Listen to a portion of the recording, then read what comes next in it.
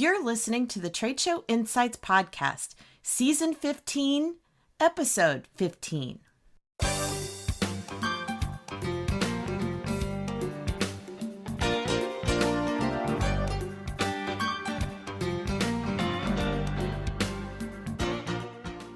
I'm your host and exhibit marketing strategist, Marlis Arnold, bringing you tools to improve your exhibit results.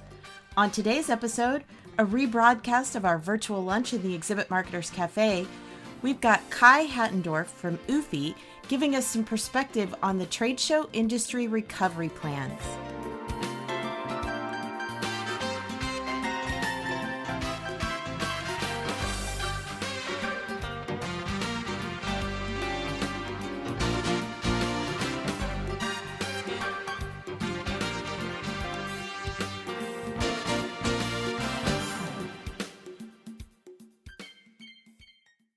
I want to bring on now our special guest for today, Kai Hattendorf, who is the CEO and Managing Director of UFI, the Global Association of the Exhibition Industry. And as the Managing Director, he's responsible for all of UFI's events around the world. So he spends a lot of time in a plane and traveling.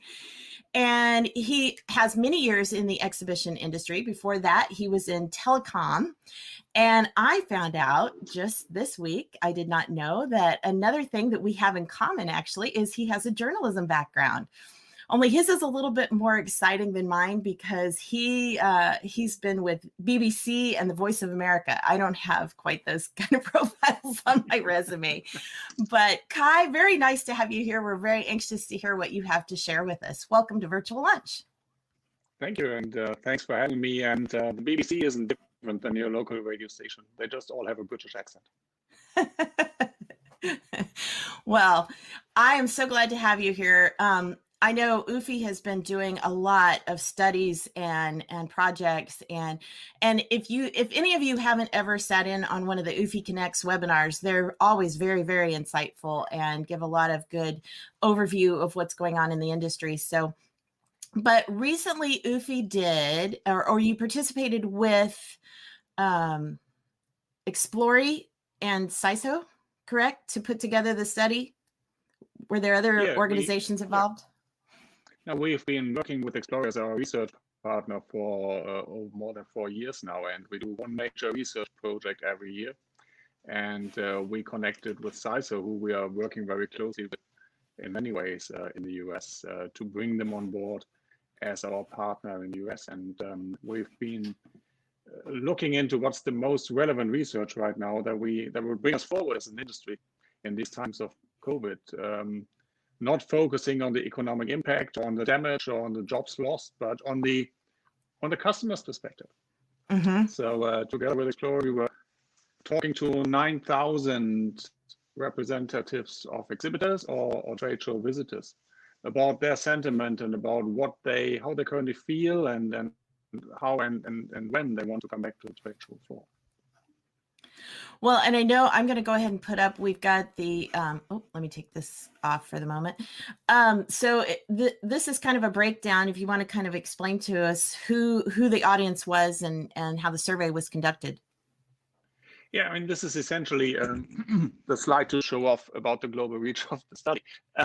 You see the sectors that are in there, you see the company sizes, you see the number of shows those people we talked to attend throughout the year. Essentially what this slide tells you, that it's, although there are some industries that are more represented than others, some sectors in the survey, the data pretty much holds solid all across the 17 or 19 main industry sectors that we are covering based on US or global standardization models. Well, and I thought there were some really interesting things that came out of this. There is, and Alan is going to put up the link, there is a webinar that you guys did where you walked through all of these studies. But a couple of the things that stood out to me was that, let's see, so 53% of exhibitors expect their exhibit spending to return to normal within 12 months, and 28% of them said immediately. So I thought that was probably one of the most encouraging statistics I saw in the whole. Well, I haven't seen the full report. I know, when does that actually come out? We're working on Complete. having it ready, and we decided to release the data as soon as we have it validated in a number of instances, because we didn't want to hold back. We all need data. We all need facts Right. and a proper base to move forward. So I guess we will have it out in a few weeks. Okay. But if there's another pre-release focusing on some of the findings, we will certainly put out the pre-release first. Well, and what I was going to say is I know that was one of the things that came up during the webinar was how, the exhibitors are ready to start spending again. And I thought that was incredible. Did that statistic surprise you at all? Well, to be honest, we were all a bit scared going into the survey because Right. there we are putting our heart on the table and say, hey, do you still like us? We've all had to sit home for months. We got used to talking screen to screen, not face to face. We've had all-time highs on virtual interaction, and if you bought your Zoom shares in the right moment, they performed better than your Apple shares.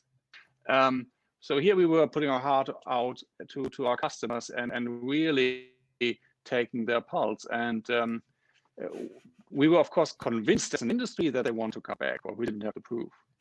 And what Right. the data tells us very clearly, they want to come back. They expect us to open the marketplaces and the meeting places for them again. And yes, there will be smaller shows initially, and they will have to watch their spending. And of course, they right now they're spending least of all on real events because there are no real life events. And so percentage-wise, we've lost the most of the marketing channels right now. But the money isn't gone. The money is there waiting to be spent. That's the good news.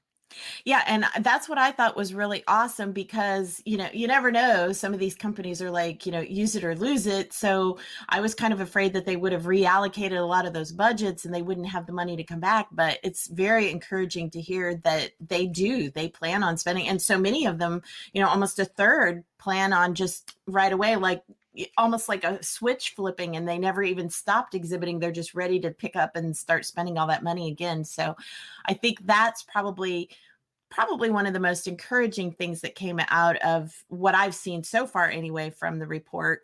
But share with us a little bit more. I know another one of the things that I thought was interesting, and I guess it just hadn't dawned on me before, but I'm trying to find, I guess I don't have the number written down, but one of the things that exhibitors said that was the hardest thing, or one of the things that they had lost the most, was time spent with no return. And I thought, wow, I hadn't really thought about that, but all the time and money and energy that they had spent to prepare for shows that then didn't happen. So share with us a little bit more about some of the insights from the exhibitors and what they said as far as what they're missing and what they're ready to get back to. Yeah, no, we have a slide for that. So if you can bring that up, I can Yes. talk to that. I can talk to the lines a bit. So obviously, what they miss most of all is the marketplace and the networking, the opportunity to have this face-to-face conversation. The quality of the audience is key for any business event, and trade shows are no exception. So it's quality over quantity. Second is the overall experience. Yes, we all complain after a day on the show floor that our feet are aching, and yes, we all complain in the morning if the exhibitor party was too good and our head reminds us of the drinks we had. But that overall experience is part of what drives the business, because it so intrinsically motivates you to be at the show and to look for the next deal. It is obviously the generating leads, which is something where we have been under pressure as an industry for years to come back with tangible ROIs. It is representing your brand, which is a vital part. So you see all of these and the return on investment there. All of these points are much more appreciated in the live event, even after exhibitors have experienced participating in digital trade shows or hybrid events. Well, and part of what the survey covered was talking about the virtual events as well. And so I was kind of surprised to see that only 13% of exhibitors had paid to participate in a virtual event. I would have thought that and I don't remember exactly when the survey was conducted. Maybe there's more that have now, or definitely will be this fall, but it seemed like it would have been higher than 13% that had participated in something, during this time. Well, we released that in August, so findings or the interviews were in late June, early July. Essentially, then people were giving free rides, test drives of virtual platforms. But from all I hear right now, this is still the case, because it is not like a show brand is now doing their second, third, or fourth digital event in a row. It's another event of a brand, of a company, of an organizer pivoting to digital and having to offer that to us. So the revenue side is weak for the organizer, as we all know, and there's not a lot of willingness to spend in untested channels on the exhibitor side. And I think what you're saying, I don't know, we don't have that as a slide, but another element where we compared the perception of the virtual elements for those who have paid and attended a digital event and those who have not paid but attended a digital event. And all these key performance indicators, they may have moved by 1 or 2 percentage points on a scale of 0 to 100. Mm-hmm. But even after experiencing a digital event and seeing the strengths and weaknesses of the platform, people reinstate that they prefer live over that digital experience. Right. And I don't doubt that. I was just surprised that more had, but like, as you pointed out, that was just 13% had actually paid to participate. So probably more than that had participated as exhibitors. 85 to 87% had participated in some digital activity of an exhibition organizer. So they've all tried it, and everybody is trying something. And it can be on social media, they can be on the platform of an organizer. And Kevin Carty asks, is UFI encouraging its membership to partner with stand builders to provide good virtual exhibit solutions to integrate with the show organizer's virtual platform? In a nutshell, no. And here's why. No, what we do right now is we are gathering and sharing good practices of events reopening under COVID regulations. And we're gathering and sharing good practices on hybrid events. And some of these good practices are done with very similar platforms, and some are done with very different platforms. We are not promoting or partnering with designated platforms because we are the global association. Quite a few of those platforms are actually within our membership. So we will probably have a good network of criteria for what to look out for on the platform. But the answer we give to every organizer who's interacting with us or reaching out to us is, don't look for a platform. Write down what it is you want to deliver, and then look who can do that best. Because there's a myriad of platforms out there and so many different solutions. They all have their strengths and weaknesses. And if you do your homework first, so you know which elements are most important for your community, for the industry you serve, then you're off to a better start than if you have a look around at the platform that looks bright and shiny there on the other webpage.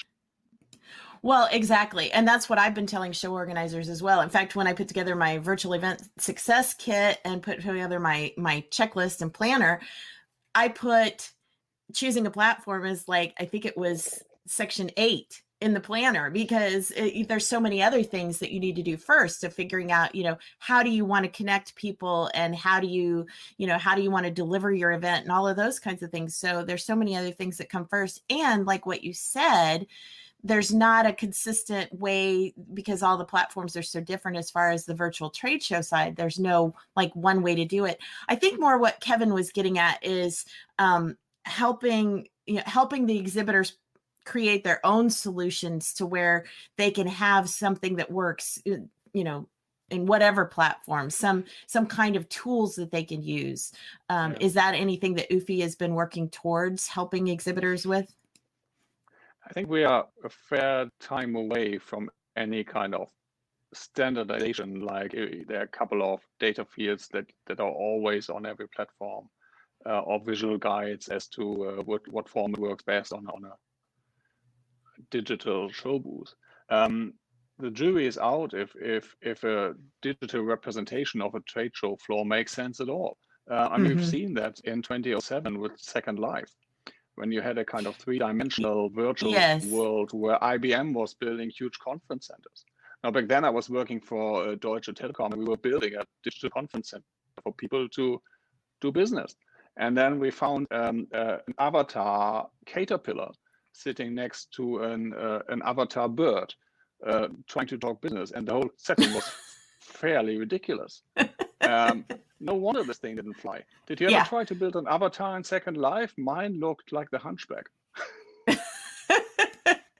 Yeah, I remember Second Life. I never got into it, but yeah, it didn't impress me at the time because, well, I'm not into digital, video games and stuff. So, it didn't impress me with that. There are some very cool platforms out there now, though, that are starting to get the hang. I mean, not so much the avatar side of things, but that are starting to get the hang of actually having a trade show side. Too many of the platforms out there right now, I think, are still concentrated too heavily on the conference side, and they don't do enough for the trade show side. But, one thing I've been telling exhibitors is there's ways to be creative no matter what platform you're in. And especially since, every show you do is probably going to be on a different platform anyway. So you can't get too used to any one style. But I want to kind of shift gears just a little bit and talk about the other project that you did recently with the JMIC Global Manifesto. And so we have a slide for that as well. About 15 If you throw that up and talk over it for 20 seconds, I can plug in my phone so I don't run out of power. Okay, good idea. So 15 ways that business events create economic recovery. And so, I think this is so important because I think part of the problem has been especially in this country, but I think in a lot of countries, we've had problems where we're not necessarily good at tooting our own horn. So these are, and Alan's going to put up a link where you can go and actually download this manifesto, but there's so many different ways that we can promote ourselves and show what our value is and why events are important. And so I see Kai is back now. So let's talk a little bit. I know, and again, if you download the manifesto, you've got all of these things, but just a couple of the things I wanted to highlight. One was innovation. And so if you can talk just a little bit on how business events are important for innovation. Sure. I mean, the whole premise of this document is to empower associations, businesses, and everyone listening and watching today to be an advocate for our business event sector. What we need the authorities to understand, and initiatives like Go Live Together are making a great course or making a great job on this in the US, is to help everyone to understand that we are not part of the problem. We are organized mass gatherings. We can organize the way people move around. We can provide a space that is much safer than any shopping mall. Mm-hmm. We are part of the solution. We are the meeting places and marketplaces that societies need, that businesses need, that industries need to come back after COVID, because we can connect them. So every support given to our sector to get through this is also support given to each and every mom and pop shop, to every industry in the US or around the world to bounce back after COVID. And it will be the small and medium enterprises that will drive the return of the marketplace. It will be the small players that come to the show floor, because for them, it's the most important marketing channel. This is where they fill their order books. Yes. The manifesto is about putting that narrative into play and empowering everyone from using it or to use it. And innovation is one of these 15 elements that we worked on to make clear that the marketplace itself drives these conversations between people. Mm-hmm. It drives conversations between the people coming into town for the show and the local people. It drives conversations between local policymakers and the trade show organizers and the venues. And out of that comes innovation. Out of that comes the idea for a city to become a center of excellence for something. Barcelona in Spain is the Mobile World Capital because they secured the Mobile World Congress. Now, we had a person staying in our home for half a year, finishing school, who then went off to Barcelona to study computer game visual arts, to now make visuals for mobile computer games. This university, this sector didn't exist in Barcelona. So they repositioned themselves through a business event, bringing in all the innovation that helps them to grow as a city, as a destination. They put Barcelona on the world map as a leading destination for telecommunications research and innovation. So that's the power of business events that you can activate when you really work together as a community with the input of ideas and brains and business that comes into town with an event. That is a really great example. And I know you kind of segged a little bit into one of the other points. I believe it's number 12, laboratories for public policy.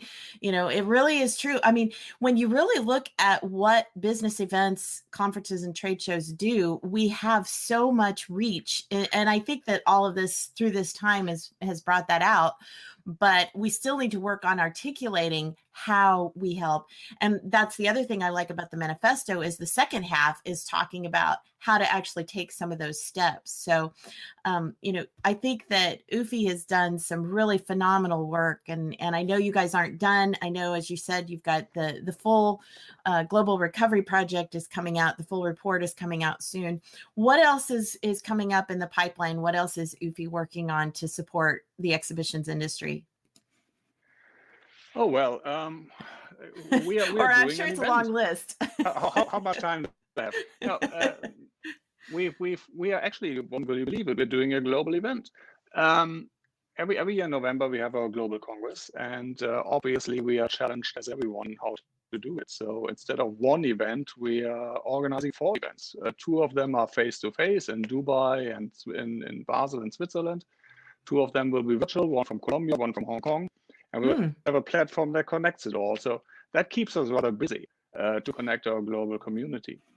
But essentially, if you want to stay in the flow, you already mentioned UFI Connects, our series of online sessions. UFI Connects is an umbrella. It can be a panel discussion, it can be a presentation, it can be a topical discussion. Today we were discussing how an industry community worked on a blueprint for the future of the industry. Some days ago, we were discussing, or they were discussing in Spanish, which I don't speak, how the industry is coming back in Latin America. I think the next session is about the economic impact in the Middle East, and then we talk about waste management in Asia. So all kinds of operational issues that are important for our sector. On the research side, of course, the Global Recovery Project, plus economic impact, and loads and loads and loads and loads of advocacy messaging. Because there we have to be on the ball every day. You were citing earlier, before you brought me on, the decision by the German and the Italian government to deem travel to a trade show essential travel. So this is great because it allows you to come from almost every country in the world into Germany, into Italy to attend a trade show. You have to go into quarantine or do rapid testing on arrival. And as these things evolve, this will reopen our sector. So we're doing a lot of lobbying work through our Brussels office to make sure that these examples become the de facto standard for the European Union and can then be expanded into other parts of the world. In Australia, we see a government support program for the business event sector of 50 million Australian dollars. So we work to take this case and then talk to the other regional offices and legal entities to say, look, if Australia can do it, you can do it. If Germany says trade shows are expensive, they're not expensive, sorry, are important, why don't you? So we take this, and there's a lot of communication happening every day in the background to try to connect these dots, to identify these best practices, and to share it all back with the industry community, so we can all beat the drum and bring back the industry that we love. So next time we don't talk screen to screen, but face to face.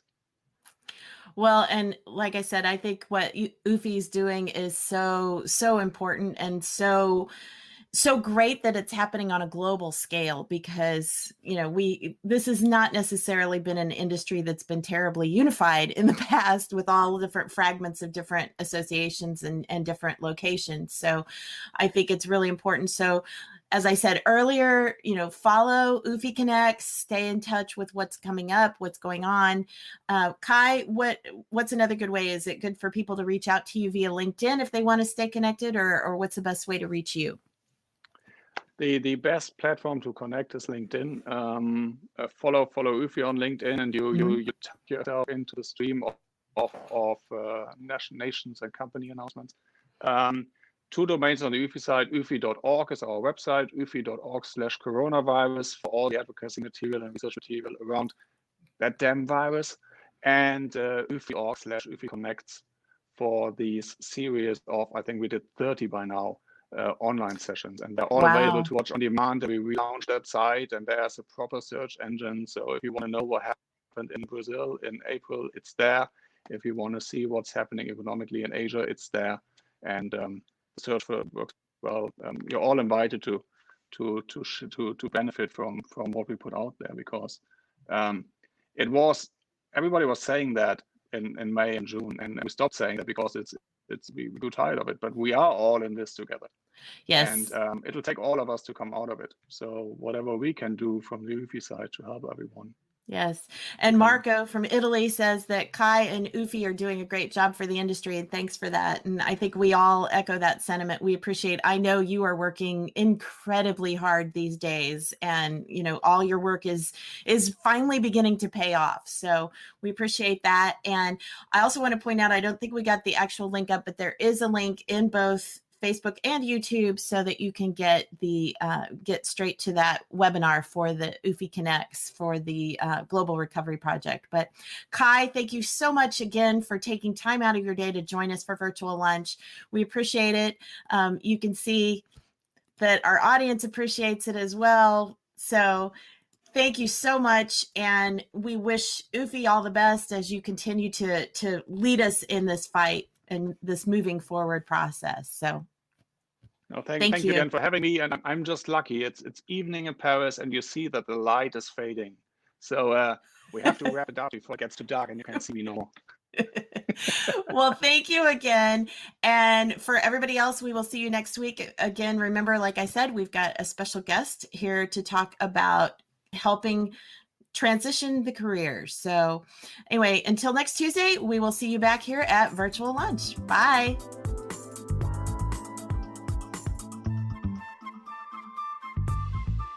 You can find all the links mentioned during our interview in this episode's show notes at tradeshowinsights.com. And if you'd like to join us for an upcoming weekly virtual lunch, you'll find information on that at exhibitmarketerscafe.com/lunch.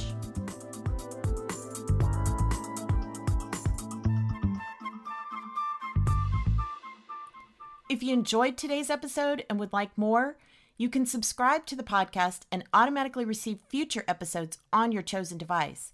Simply search for Trade Show Insights in Apple, Spotify, Stitcher, or virtually anywhere else that podcasts are found, then click the subscribe button.